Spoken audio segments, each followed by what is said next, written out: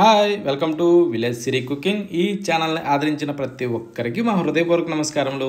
ఇవాళ చాలా మంచి రెసిపీతో మీ ముందుకు వచ్చానండి. చాలా అంటే చాలా బాగుంది. ఇలా చిటికలో చేసుకునే స్నాక్స్ అండి. ఎవ్వరు కూడా వదలద్దు. ఎంత సింపుల్గా చేసుకోవచ్చు అంటే అంత సింపుల్గా చేసుకోవచ్చు. రుచి కూడా అద్భుతం అండి. గట్టిగా అంటే కేవలం 5 నిమిషాల్లో ఈ రెసిపీ తయారవుతుందండి. ఈ స్నాక్స్ రుచి మాత్రం అదిరిపోయిందండి. ఎలా చేయాలో మన కిచెన్లోకి వెళ్దాం. ముందుగా మనం ఏం చేయాలంటే 1 కప్పు అటుకులు తీసుకోవాలి. ఓకేనా? మన ఇంట్లో ఉండే మెంబర్స్ని బట్టి ఎన్ని అవసరమో అన్ని అటుకులు తీసుకోవాలండి. ఇలా మంచి అటుకులు తీసుకోండి. ఇందులో కూడా 2 రకాలు ఉంటాయి. మంచి అడిగి తీసుకోండి.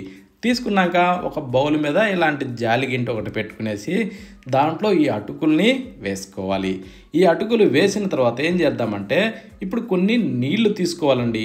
నీళ్లు తీసుకున్నాక ఈ అటుకుల్లో ఏంటంటే మనం ఇలా గుమ్మరిచి పోయకుండా కొంచెం అలా లైట్గా పోసుకోవాలండి. ఎందుకంటే ఈ అటుకులు అన్నది మనం కొద్దిగా లైట్గా వాష్ చేసినట్టుగా వాష్ చేసి వీటిని మనం ఏం చేయాలంటే బాగా ఉబ్బే విధంగా మనం తయారు చేసుకోవాలండి. ఓకేనా? ఈ టైప్లో కొంచెం నీళ్లు పోసి కాస్త ఇలా మనం అంతా అంటుకునే విధంగా ఇలా కలిపితే ఆ నెమ్ము చాలండి ఈ అటుకులు ఉబ్బటానికి. ఓకేనా? ఈ ఉబ్బేలోపు వీటిని కాస్త పక్కన పెట్టేసి స్టవ్ మీద ఒక ప్యాన్ పెట్టుకొని దాంట్లో 1 గంటి ఆయిల్ వేసుకుందామండి. మరి ఎక్కువ అవసరం లేదు. ఇలా కొంచెం ఆయిల్ వేసుకున్న తర్వాత దీన్ని కొద్దిగా అలా వేడెక్కనిచ్చేసి వేరుశనగ పప్పులు తీసుకుందాం. అదొక 2-3 టేబుల్ స్పూన్లు వేసుకుంటే ఇంకా ఎక్కువైనా పర్లేదండి. రుచి చాలా బాగుంటుంది. ఇప్పుడు వీటిని మనం ఏం చేద్దామంటే ఈ వేరుశనగ పప్పుల్ని కాస్త ఇలా వేగనివ్వాలి. ఎందుకంటే ఇది కొంచెం మందమైన వస్తువు కాబట్టి వీటిని మనం ఫస్టే వేసుకునేసి వీటిని కొంచెం బాగా వేగనివ్వాలండి. ఇంకా అవసరమైతే ఇందులో తినే శనగలు కూడా వేసుకోవచ్చు. ఇప్పుడు దీంట్లో తాలింపు గింజలు 1 టేబుల్ స్పూన్ వేద్దామండి. వేసాక ఇప్పుడు వీటిని కూడా కాస్త కలుపుతూ ఇవి మంచి ఎర్రగా వచ్చే విధంగా మనం బాగా వేగనివ్వాలి. ఇలా దూరగా రావాలండి. సన్న మంట మీద వేస్తే సూపర్గా వస్తాయండి. ఇప్పుడు దీంట్లో ఒక 2 పచ్చిమిరపకాయలను ఇలా కట్ చేసి చిన్న ముక్కలుగా దాంట్లో వేసుకొని 1 ఉల్లిగడ్డను కూడా చిన్నగా సన్నగా కట్ చేసి దాంట్లో వేసుకోవాలి. వేసాక ఇవన్నిటిని బాగా కలుపుతూ వేగనివ్వాలండి. ఈ వేసిన ఉల్లిపాయ ముక్కలు కూడా మరీ మాడకుండా మరీ గోల్డెన్ బ్రౌన్ కలర్ కూడా వచ్చే అవసరం లేదండి. మీడియం వేగితే సరిపోతుంది. అంటే మనం కోడిగుడ్డు ఆమ్లెట్ కానీ పొరుటు కానీ చేసేటప్పుడు దాంట్లో వేస్తాం చూసారు ఉల్లిపాయలు, అలా దూరగా వేగాలండి. ఓకేనా? ఇప్పుడు 4 రెమ్మల కరివేపాకు దూసి దాంట్లో వేసుకునేసి ఇప్పుడు కాస్త కలుపుతూ దీన్ని కూడా చిటపట్లాడనివ్వాలి.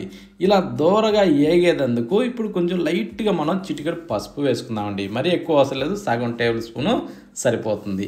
వేసిన తర్వాత దీన్ని మొత్తం ఇప్పుడు ఇలా కలుపుతూనే వేగనివ్వాలండి. మంట మీడియంలో ఉంచుకునేసి ఇలా మంచి కలర్ వచ్చేదాకా వీటిని వేగనివ్వాలి. ఎలా అంటే బాగా ఎక్కువ శాతం గోల్డెన్ బ్రౌన్ కలర్ వచ్చే అవసరం లేదండి. ఈ ఉల్లిపాయలు కానీ పచ్చిమిరపకాయలు ఇవన్నీ కూడా మీడియం వేగాలి. వేగిన దాంట్లో ఇప్పుడు మనం ఊరబెట్టిన ఈ అటుకుల్ని వేసుకుందామండి. చూడండి ఎలా ఉబ్బాయో. కొంచెం నీళ్లు చల్లితేనే ఇలా ఉబ్బుతాయండి. మరీ ఎక్కువ శాతం నీళ్ళలో వేస్తే మెత్తబడిపోతాయి. ఇప్పుడు రుచికి సరిపడా సాల్ట్ వేసుకోవాలి. వేసుకున్న తర్వాత ఇప్పుడు కాస్త అలా మిక్స్ చేసుకోవాలండి. ఈ అటుకులను ఏంటంటే నీళ్ళలో వేసామంటే కూడైపోయి మెత్తగా అయిపోతాయండి. అందుకనేసే మనం ఆ టైపులో నీళ్లు చిలకరించుకునేసి వీటిని ఈ విధంగా ఉబ్బేటట్టు చేసుకోవాలండి. చూడండి ఇప్పుడు ఈ టైప్లో సన్న మంట మీద ఇలా కలుపుతూనే ఉండాలి. కలుపుతూ వీటిని మనం బాగా వేగనివ్వాలండి. ఓకేనా? కలపటం ఆపకుండా ఈ విధంగా కలుపుతూనే ఇవి మంచి కలర్ వచ్చేదాకా ఇలా వేగనివ్వాలండి. చూడండి ఎలా వచ్చాయో ఈ టైప్ రావాలి. ఈ టైపు వచ్చిన తర్వాత ఇప్పుడు మనం ఏం చేద్దామంటే ఒక 4 రెమ్మలు కొత్తిమీర తీసుకునేసి దాన్ని ఇలా తుంచి వేసేసుకోవాలి.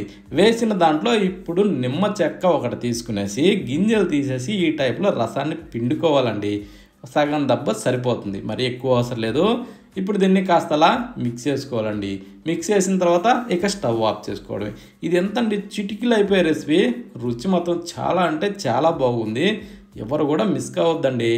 పిల్లలు స్కూల్ నుంచి రాగానే లేదా మనకి టైం పాస్ కానప్పుడైనా సరే ఇలాంటి చిన్న చిట్టి వంటలు చేసుకొని తింటుంటే రుచి మాత్రం చాలా అద్భుతంగా ఉంటుందండి.